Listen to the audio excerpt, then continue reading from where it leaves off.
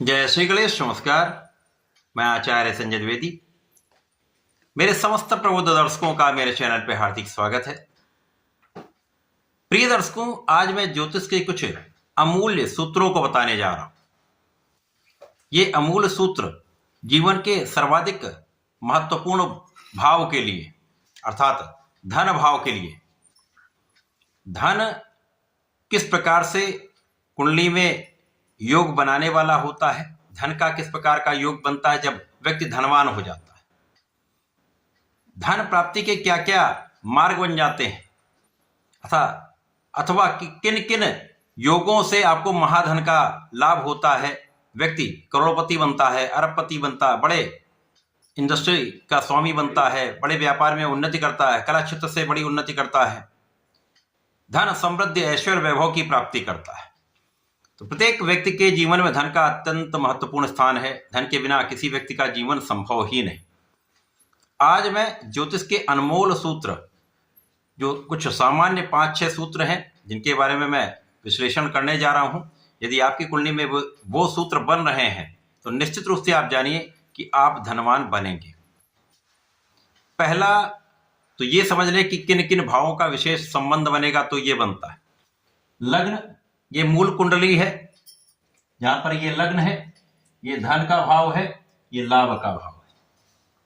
मुख्य रूप से ये 3 भाव यहां पर अत्यंत महत्वपूर्ण होते हैं।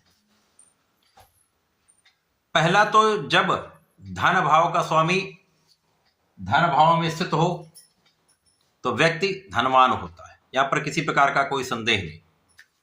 परंतु यदि धन भाव के स्थान में धन भाव के स्वामी हो और वहां पर लाभ के स्वामी भी पहुंच जाए तो व्यक्ति महाधनवान होता है।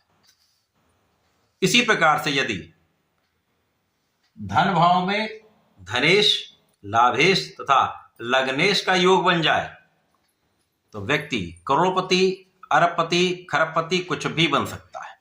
साथ ही साथ यदि किसी शुभ ग्रह की दृष्टि पड़ जाए, यदि भाग्येश की दृष्टि पड़ जाए, सप्तमेश की दृष्टि पड़ जाए और वो शुभ ग्रह हों, निश्चित रूप से वो व्यक्ति महाधन, महालाभ, जीवन में सर्वश्रेष्ठ सुख प्राप्त करता है।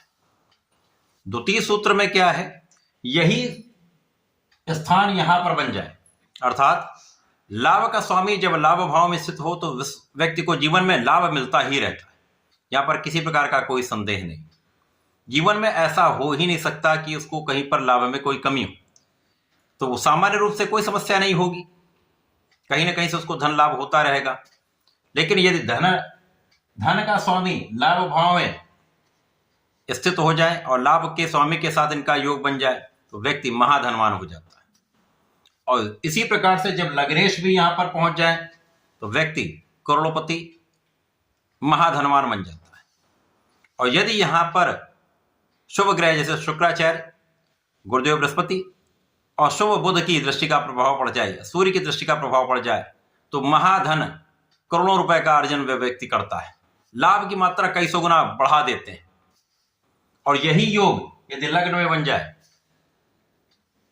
लग्नेश लग्न में हो, धन भाव के स्वामी लग्न में पहुंच जाए और लाभ के स्वामी भी लग्न में पहुंच जाए तो व्यक्ति महाधनवान होता है। वैसे भी यदि अकेला लग्नेश भी लग्न में हो और शुभ दृष्टि से दृष्टित हो तो वो व्यक्ति बहुत भाग्यशाली होता है। और शुभ लग्न जब होती, व्यक्ति का लग्न यदि अत्यंत प्रबल है तो वो अपने जीवन में अपने श्रम से, अपने बुद्धि बल से, अपने ज्ञान से, अपने परिश्रम से संपूर्ण लाभ प्राप्त करता है। लेकिन जब धनेश यहां पर पहुंच जाएंगे तो व्यक्ति महाधनवान हो जाता है। और यदि लाभेश भी वहां पर पहुंच गया, यदि शुभ ग्रह हैं तो वो व्यक्ति करोड़पति, अरबपति सब कुछ प्राप्त करता है, समस्त सुख प्राप्त करता है। इसी प्रकार से यदि धन भाव के स्वामी भाग्य भाव में स्थित हो जाएं तो वो व्यक्ति भाग्य से महाधन का लाभ लेता है। और यदि भाग्य भाव के स्वामी की दृष्टि का प्रभाव भाग्य भाव पर पड़ जाए तो व्यक्ति महाधनवान होता है, करोड़ों रुपए धन का अर्जन करता है। और यदि दोनों ग्रह साथ में स्थित हो जाएं, भाग्येश और धनेश एक साथ स्थित हो जाए तो उसको धन प्राप्ति से कोई रोक नहीं सकता। जीवन में कहीं ना कहीं से उसके लिए धन, महाधन लाभ होता ही रहता है। और यदि यहां पर लाभ के स्वामी भी आ जाए तो उसको तो कोई कमी जीवन में रहती ही नहीं। भाग्य उतना इतना प्रबल होता है और धन की मात्रा इतनी बढ़ती है, जीवन में सब कुछ अर्जित करता है। और यदि ये ग्रह सप्तम से संबंध बना लें या लग्न के स्वामी से संबंध बना लें तो वह व्यक्ति अपने व्यापार से, साझेदारी से, जीवन साथी के साथ, और यदि लग्न के साथ संबंध बनता है तो वह व्यक्ति स्वयंभू बन जाता है। किसी भी स्थिति में वो व्यक्ति जन्म लिया हो, गरीब से गरीब घर में जन्म लिया हो, लेकिन वो व्यक्ति करोड़ों रुपए अर्जन करता है, किसी प्रकार का कोई संदेह नहीं।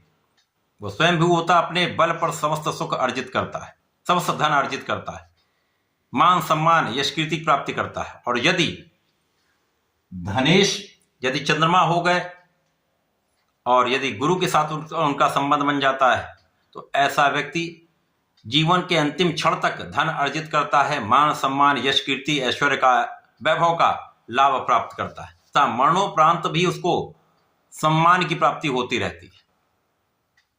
तो महाधन के साथ महासम्मान का योग भी बन जाता है। इसी प्रकार से यदि व्यक्ति के तृतीय भाव में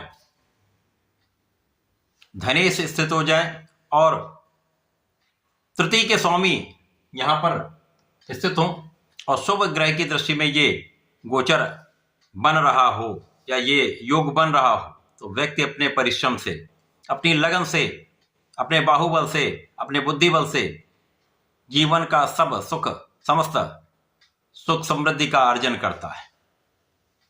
उसका परिश्रम इतना अच्छा होता है, उसका सोचने का ढंग इतना अच्छा होता है कि वो जीवन में आगे बढ़ता चला जाता है। तो परिश्रम के बल पर महाधन का लाभ वो लेता है। और यदि यहां पर लग्नेश भी स्थित हो और लग्नेश पर शुभ ग्रह की दृष्टि पड़ जाए, भाग्य भाव में भाग्य के स्वामी स्थित हो जाए तो परिश्रम और भाग्य का महायोग बन जाता है। और ये परिश्रम और भाग्य का महायोग उसको जीवन में कभी हारने नहीं देता। वो व्यक्ति जो चाह लेगा, जिस चीज की उसको कामना होती है, जितने धन की कामना होती है, वो व्यक्ति यदि उसके लिए प्रयास कर ले, उसका प्रयास 100% सफल होता है। और यदि यहां पराक्रम के भाव में पराक्रम के कारक मंगल का कहीं योग बन जाए, दृष्टि संबंध बन जाए, युति प्रभाव बन जाए तो उस व्यक्ति को जीवन में किसी प्रकार से कोई कमी नहीं होती।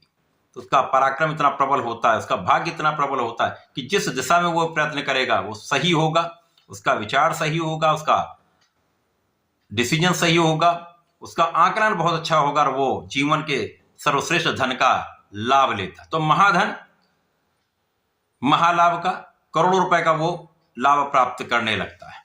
तो ये कुछ ज्योतिषीय सूत्र है जो अकाट्य हैं, जो साधारण रूप से भी यदि आप अपनी कुंडली में चाहेंगे तो देख पाएंगे।